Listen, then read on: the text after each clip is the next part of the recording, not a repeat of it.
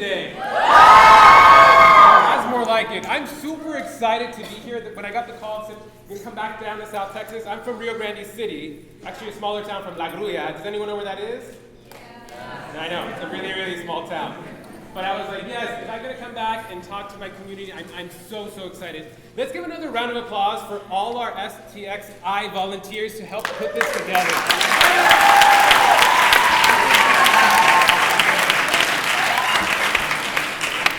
Well, before I introduce myself, I want to introduce you to two symbols. Ready? Ooh, exciting, right? I bet y'all weren't expecting that. Yeah. Can anyone tell me what these symbols are? Morse code. Okay. Morse code, okay. That's a great prediction. Anyone over here? Braille? Okay. Minus? Anyone else?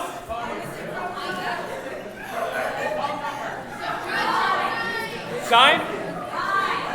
Time out, right? I love all these responses. I honestly thought y'all were going to say, like, sir, there are two minus signs. There are two lines. Like, one's fatter than the other, right? You're creative. I know. I love that. Well, these two symbols to me are a hyphen versus a dash. Well, you're like, why didn't you say that, right? You said it. Okay, I'm sorry, I didn't hear you. Great. Do you know what the difference between a hyphen and a dash is? A hyphen, that's right. If you're looking at it visually, a hyphen is shorter than a dash, right? What about grammatically speaking? One spelled different than the other? I love that. Yes. A dash is a pause, right? There's a break. Grammatically speaking, a hyphen brings two or more words together, and a dash separates words. All right, can y'all repeat that with me? A hyphen brings words together, a dash separates words. You think you can remember that? Okay, awesome. Well, now I can formally introduce myself. My name is Jose Maria Longoria III. Ay, Dios mío, I know. That's a long name, right? So I'm Latino, what do we expect, right? But I go by JM. It's a little bit shorter because most people can't pronounce my full name. And I have a confession to make. I love hyphens. And for those of you that already forgot, it's the one that brings words together, right? I love hyphens so much that I consider myself a multi-hyphenate. What? What? Does anyone know what a multi-hyphenate is? You do a lot. Yeah. The general definition of a multi-hyphenate is a person who professionally has multiple skill sets, who does a lot of things, right? And being in an entertainment industry, I wear a lot of hats. So much so that I consider myself an actor, producer, activist, writer, and model. Oh! Yeah. So you're probably asking yourself, what does this even look like? Well, as an actor, I portray various characters in television shows, films, commercials, anything that you see streaming like on Netflix and Hulu and stuff like that. Here I'm actually filming a scene of a telenovela called Sin Vergüenza, and we're taking a quick break.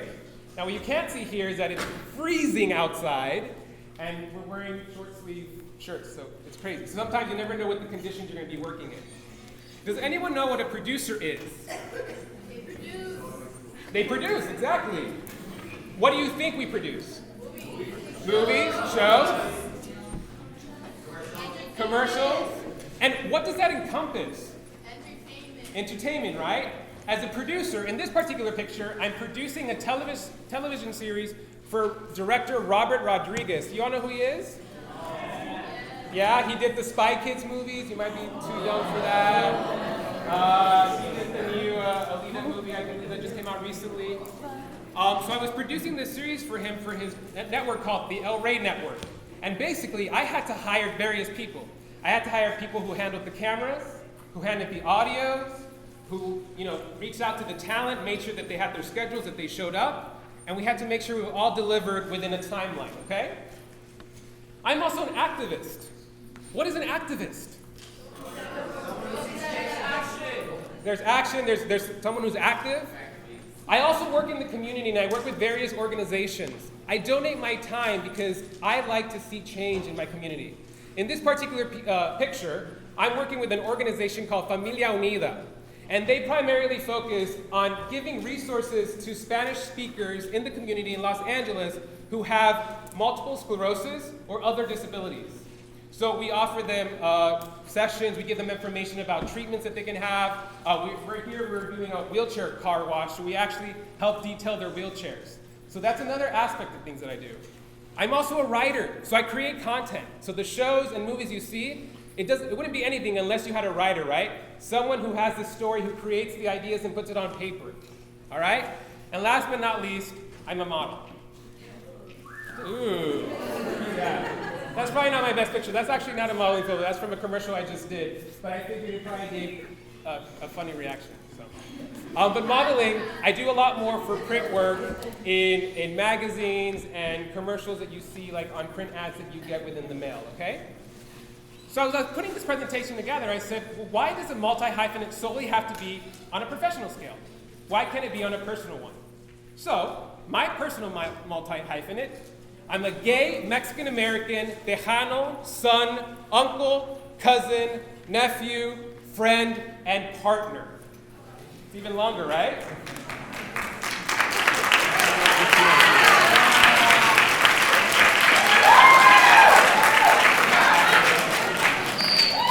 So what does this look like?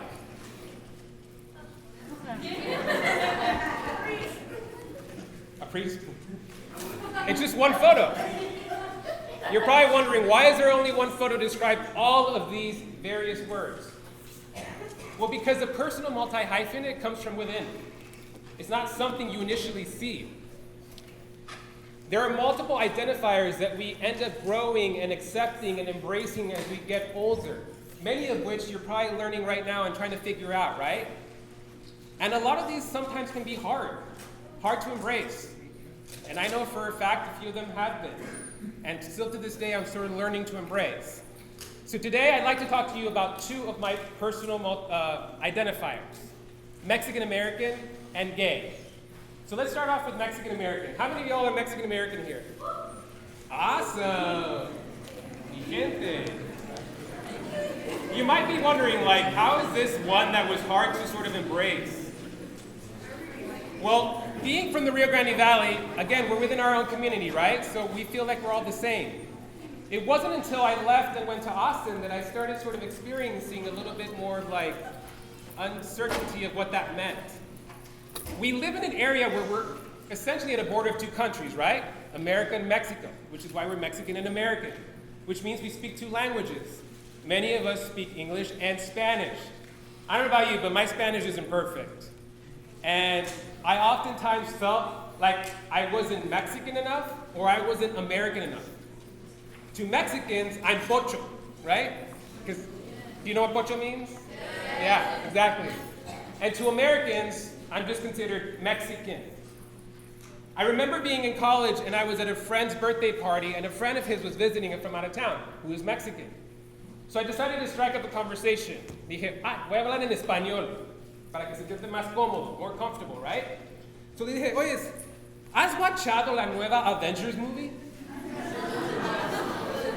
And he looks at me like, ¿qué dijiste? ¿Qué dijo? ¿Qué has watchado la nueva Avengers movie? And he's like, no hombre, güey, se dice, has visto, right? And he started laughing. Like he thought it was super disturbing. So much so that my friend who invited me to this party started laughing at me as well too. So no, I had two people laughing at me, which made me feel pretty horrible. I ended up excusing myself and talking to some other friends. When I got to LA, I experienced more of that. From the industry, from new people I've met, and sometimes it was really frustrating. And it was pretty much exhausting. So much so that it brought me back to this clip of the movie Selena. Have y'all seen Selena? Remember this scene?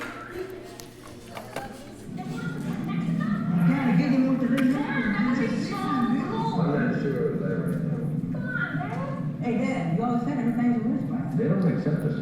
They never have. Hello, we're Mexican? No, they're Mexican-American and they don't like Mexicans. That's what I'm saying. And they can be mean and they can tear us apart over there. So their Spanish is... What about my Spanish? I've been singing in Spanish for 10 years. It's perfect. Singing, yes, but when you speak it a little funny. And down there, you gotta speak perfectly, or the press will eat you up and spit you out of line. I've seen them do it. Overreacting. That the music will speak for itself. Listen, being Mexican-American is tough. Anglos jump all over you if you don't speak English perfectly. Mexicans jump all over you if you don't speak Spanish perfectly. We gotta be twice as perfect as anybody else. Why are you laughing? What's so funny? Nothing. I'm serious. Our family has been here for centuries, and yet they treat us as if we just swam across the Rio Grande. Right. I mean, we gotta know about John Wayne and Phil Oakland. We gotta know about Frank Sinatra and Agustin Lara. We gotta know about Oprah and Christina. Anglo food is too bland, and yet when we go to Mexico, we get the runs. Now that to me is the best. Japanese Americans, Italian Americans, German Americans, their homeland is on the other side of the ocean. Ours is right next door, right over there. And we gotta prove to the Mexicans how Mexican we are, and we gotta prove to the Americans how American we are. We gotta be more Mexican than the Mexicans, and more American than the Americans, both at the same time. It's exhausting. It's exhausting, right? Man, nobody knows how tough it is to be a Mexican American. Well, Dad, it's a good thing we have some rollers and tortillas to keep our strength up for the job. Not really. No, they're not. And menudo. Hey, menudo. And menudo, right? Luckily we have the tortillas and the frijoles to give us the energy, right? So that's what I'm talking about. It's exhausting having to be this person. And then I thought, why? Why can't I just fully accept being Mexican American, that I'm pocho, that my Spanish isn't perfect? And rightly so.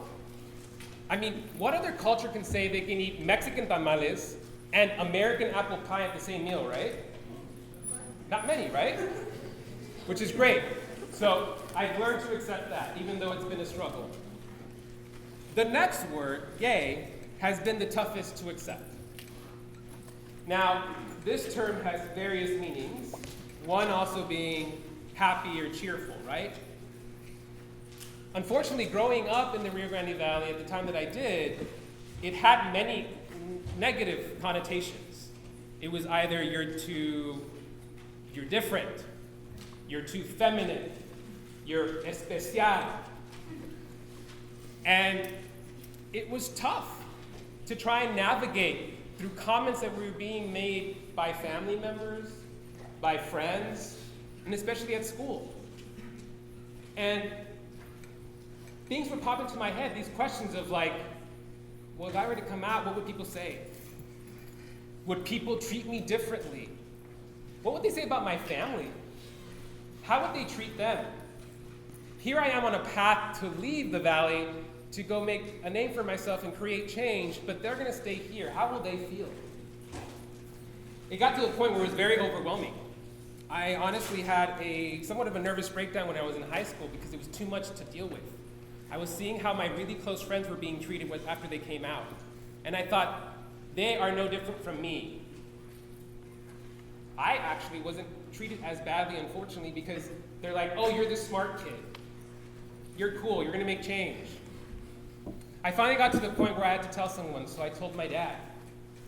I literally walked into his room, so I had this like sort of feeling in my chest that I had to literally get off my chest. And I sat down next to him on his bed while he watched TV, and nothing would come out. So I literally just closed my eyes, and I counted 1, 2, 3. Dad, I'm gay. Yeah, it's funny now that I think about it, right? I was terrified when I did it. And he turned to me and he said, it's okay. You're fine. You're normal. I love you.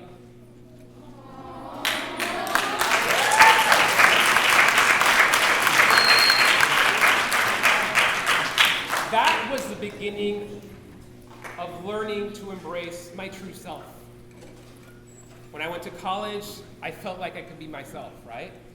I made an amazing group of friends. So much so that it brought my family so much closer together after that. I have met an amazing partner, which you see on the bottom right over here. I also had the opportunity professionally to join various organizations, both in the Mexican American community and the LGBTQ community, and lend a voice for those that don't have a voice. Educating people, telling them that, hey, love is love, right? We're all human. We're all the same. And I don't know if I would have reached this point if I hadn't truly accepted who I was. And I have to say that if a few of you are here are dealing with various identifiers that might not necessarily be Mexican American or gay, learn to support each other and be an ear. Listen to people. Because you're at a point where you're learning who you are and you're going to continue growing. So I have a question for y'all. What are your multi-hyphenates? Is anyone comfortable sharing a few of what either personal or professional multi-hyphenates that they aspire to be?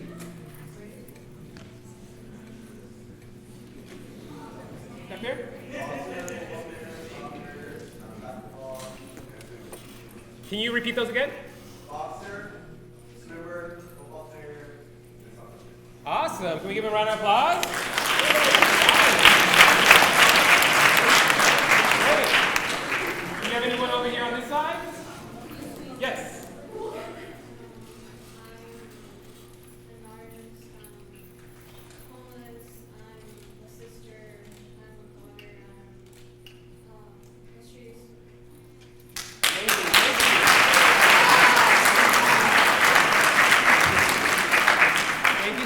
Sharing that. We have one more right here. So I'm a transgender yet self-taught gambler. Amazing! One more over here. This is sexual feminist. I'm a daughter. I'm an immigrant, and I'm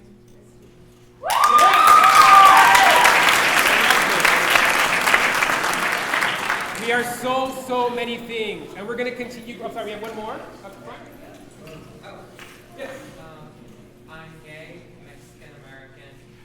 I'm a grandchild, a brother, a friend, and sometimes I'm a sister.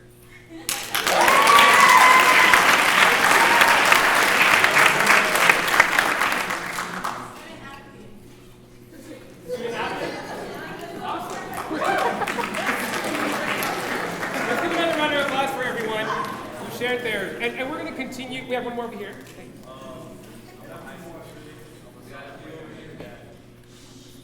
Congratulations. Thank you.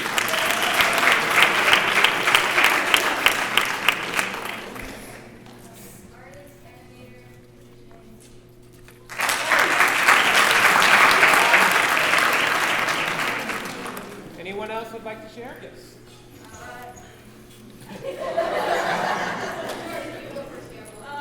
I am a single daughter. I am a actress. I am a debater.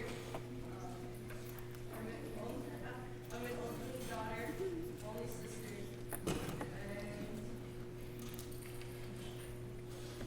Yes.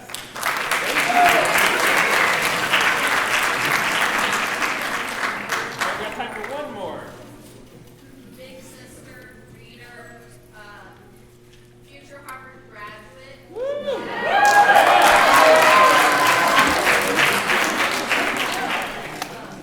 Yeah, that's it. Wild child. I love that. Amazing. We have some incredible identifiers in this room, and know that they're going to continue to grow. These things that we just stated, they're going to inform our future, right?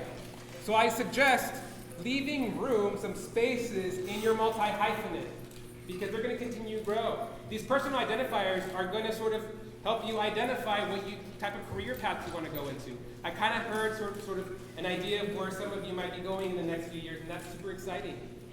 We can be so many things. Don't let negative connotations to certain words stop you, okay? Learn to embrace the opposite side of what those things are. And make sure to embrace the opportunities that might come your way, because you never know what might come your way. You may never know the people you might meet along your path.